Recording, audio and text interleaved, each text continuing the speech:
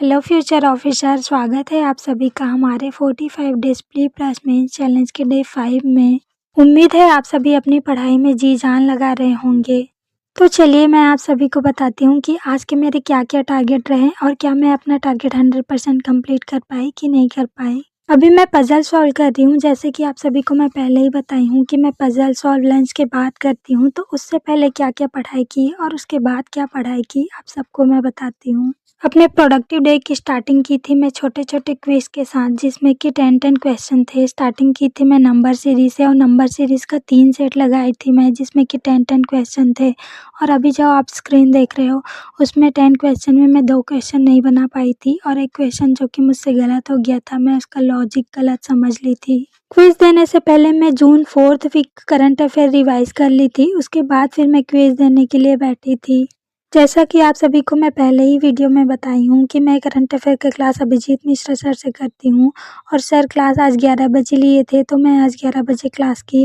और current affair के regarding मुझे कमेंट आया था, तो मैं तो अभिजीत सर से ही करंट अफेयर का क्लास करती हूँ। अगर आप कल के स्टडी ब्लॉग देखे होंगे तो आपको पता होगा कि मैं 5 घंटे का क्लास स्टार्ट की थी, जिसको मैं आधा की थी। तो आज वो आधा क्लास को कंप्लीट की थी, जो कि शांतनु सर लिए थे दक्ष चुकान यूट्यूब चैनल में।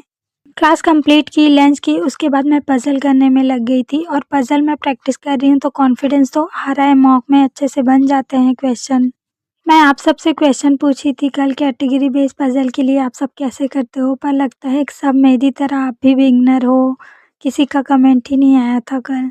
अगर आप कल की वीडियो नहीं देखे हो तो मैं आज की वीडियो में फिर से आपसे पूछ रही हूँ, कैटेगरी बेस्ड पज़ल के लिए अगर आप लोगों को दिक्कत होती थी तो आप उसको कैसे सॉर्ट आउट किए हो, मुझे प्लीज़ कमेंट करके बताओ। क्योंकि कैटेगरी बेस्ड पज़ल में मुझे बहुत ही ज़्यादा दिक्कत हो रही है और अच्छे लेवल के क्वेश्चन नहीं मिल रहे हैं मुझे, जिससे मैं प्रैक्टिस करूं। अगर आप लोगों को अच्छे लेवल के क्वेश्चन मिले तो फिर कहाँ से मिले हैं आप लोग, प्लीज़ सोर्स बताओ मुझे। पज़ल की प्रैक्टिस करते तक मुझे शाम हो गई थी। फिर शाम को पूजा करने के बाद मैं लग गई थी हिंदी की क्लास करने में।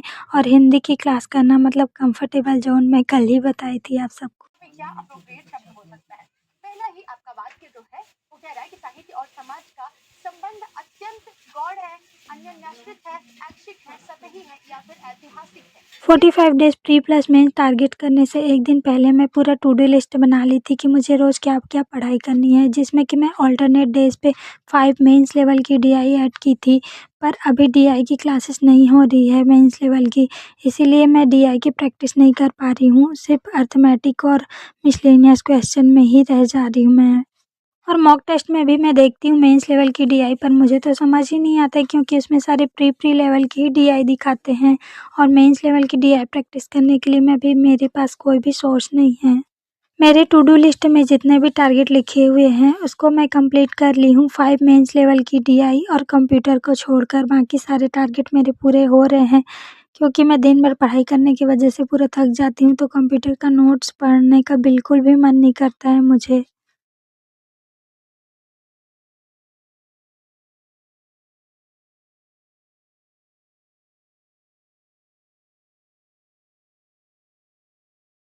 That's all about today. अगर आप मेरी बैंकिंग जर्नी से जुड़ना चाहते हैं तो वीडियो को लाइक और चैनल को सब्सक्राइब कर लीजिए। आप लोगों की पढ़ाई कैसे चल रही है आप मुझे कमेंट करके ज़रूर बताएं। मिलते हैं डे 6 के टारगेट के साथ। Thanks for watching.